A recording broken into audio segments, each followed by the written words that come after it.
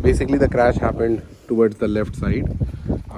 I was riding and fell down on the left. So as you can see, here my bark busters, they took a little bit of a you know, I think this was the first point of contact.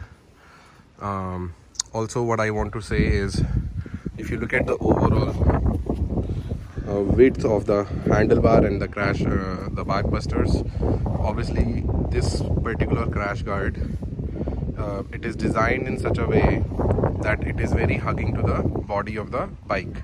So what this does is that in case in an unfortunate event of a crash, it is very unlikely that your crash guard will touch the ground first. It is very likely that your handlebars will actually touch the ground first. Now obviously I have seen some other crash guards which are more wider, which might even prevent this, but I think given that I have installed these bark busters, they are solid as rock. And honestly I think the other day, even though I crashed on about 60 odd kilometers an hour, it is really because of them that I think a lot of damage was saved. As a matter of fact, even my handlebar is actually in shape, like it did not even bend or anything, so it's actually in a perfect condition. Anyways, back to the crash guard now. So unfortunately this crash guard, I mean, it did not quite do what it is supposed to, or maybe it did, I don't know. But I want to say is that in a moving condition, if you take a crash on this crash guard, and I don't even know if it's just in the moving condition or if it will be also in a drop test, I think I will highly recommend that Fantasia technicians should try and do a drop test of the bike. What it will be is basically just dropping the bike, stand still, just to see at a low speed or no moving condition how much damage can it hold. Unfortunately what happened was, when the crash happened, so this is the area which probably got in contact with the road first. So I have these ProSpec, what do you say, these ProSpec EasyTac sliders installed, and as you can see, this slider pretty much got scraped off quite a lot. If you see this angle, so this probably is already very scraped off. Definitely this also actually reduced the amount of damage, because of this there was less drag on the road, which means that the bike did not drag very much further, and it probably also prevented crash guard getting directly in contact of the road, which means these rods could not, like, they did not bend or damage, they were not dented. But what happened was, because like when the bike fell and it was sliding, as you can already see, this crash guard has lost its structural element. It actually caused more damage in some of the critical parts. So I'll try to show you this. Notice how this is the right hand side of the crash guard and this is the left hand side. By design, there is this pipe coming and it sort of connects here with a coupler. So there is a nut here and there is a nut here, and this coupler kind of holds these two pieces together. And then the other mounting areas of this crash guard are here and here, right? Unfortunately what happened was that this crash guard, when the bike fell, it has now, this pipe has caused the radiator to actually move backward. So just say like the impact happened like this, and it has now basically caused this whole radiator to go out of shape. I will try to show you this a little bit from this angle. This is a straight pipe coming, and as you can see, like right here, yep, right here, it's already lost its shape. So unfortunately, this bracket where the radiator is mounted, as you can see, it's already twisted and it's actually bent inwards. What I also don't know is how much damage it has caused to the fins of the radiator. This will be inspected only from KTM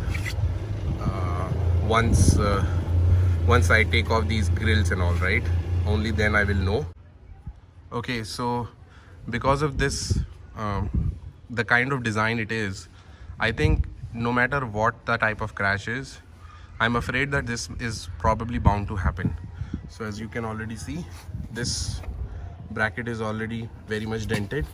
This is how it looks in normal condition. Look at the left hand side and the right hand side of this bracket from this angle is very dented.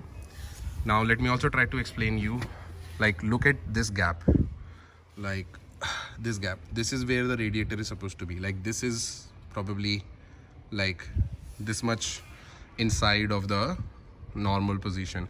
I'm not even sure that if this is normal position, because honestly, even on the right side, there is such a close contact. It's already in touch with the radiator, so it's quite possible that the entire radiator from both sides actually went behind a little bit.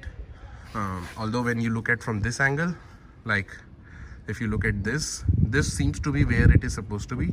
So I am guessing this side is not moved back further a lot. But how do I know that there is a problem with this positioning of the radiator? Because as you can see, this plastic fairing is actually connected with the radiator right here, and it is supposed to go in this hole here. And as you can see, the lock is so much out of shape that I'm not even able to move it up. So already this fairing is not in its position. It's almost this much far out towards the right, and it's also slightly below, so kind of it needs to go back up. And then the other damage that happened was this, what I think is, they call it the Y bracket. So this is a mounting position, and this is, I think, the structure, the chassis. This bracket has a crack. Just, yeah, try to see it. Now this crack only happened because obviously the impact's energy transferred over here, and then it traveled and exited from this crack. You can say that this crack is actually good in a way, because if it didn't crack, then it could have caused damage in this area, but it did not. So all in all, I'm still not happy, like I said, because what you will expect is even if the bike drops, this crash guard is supposed to hold its place and without really moving towards the bike so much, right? Now it's also possible that if it is too sturdy, that it can cause even more damage to the structure. In this case, I think I'm probably lucky. This should not be a very expensive repair, although I'm afraid I don't know how much damage has been caused to the radiator. There is no leakage as such, so I'm hoping that it's just out of shape. Maybe that is the big issue. But then one other reason why you buy crash guards is to protect this tank fairing, right? Unfortunately, even it's in its normal position, because it's such a hugging design, as you can see with the impact, this whole area of the crash guard moved backwards, which means that this actually went absolutely touching, like right inside the fairing. So I wouldn't know until the fairing, this crash guard is taken off, how much damage it has caused. But very clearly it's absolutely like struck inside the fairing already. It's possible that it's already caused like a dent or scratch. Already in this area you can see the paint got chipped off and all. Here it's a minor crack. So I will say that you can consider that this wasn't a major damage to the fairing, but there is still a damage. I think the biggest flaw of this design is that it is so closely going around the radiator that unfortunately, no matter the type of crash, it is not going to hold well, and it's very likely that the radiator will be moved backwards like it is in my condition. I don't know if you can see it or not, but there is this protector that I installed, metal protector for radiator. It's very much out of shape, it's like probably an inch towards outside, because when the impact happened towards the upper side, from the bottom it kind of came out. So really the biggest I think prone to damage area after installing the Fantasia crash guard is really your radiator and its ability to hold its place. This piping has to be probably they have to make a better change in order to really protect bikes with the least amount of damage. Another thing that I'm not happy about, and as you might already see, this is hardly a week old. Just look at the paint quality, right? This paint already got kind of it came out. It's like thin layer of paint already chipping off, and it hasn't even gone through a weather test. Like, this is hardly a week old over the bike. Look, so you don't expect that when a crash happens, like, paint should chip off like this. I mean, you will understand if there is a bruise like this, like here, this is understandable because the paint got scratched or something. But this, it just fell off. This area got no connection or no contact to the road, but it just fell off. That's very, very sad. Like here also, as you can see, so probably what happened was during the crash, like, the handlebar obviously would have gone to the extreme right. This area also probably got in touch with the road, and seems like maybe this also caused some damage, or maybe this is where I think I made contact with the car that was in front of me, because of which all of this happened. But in either case, this needs definitely a big time change in its design. One other thing that I want to say is even if you look at towards the engine side, it's gotten so much close to the engine, like there is hardly any gap. Now if you look at the right side, look how much gap there is. So this is how it's supposed to be, but then unfortunately after the crash it's like this.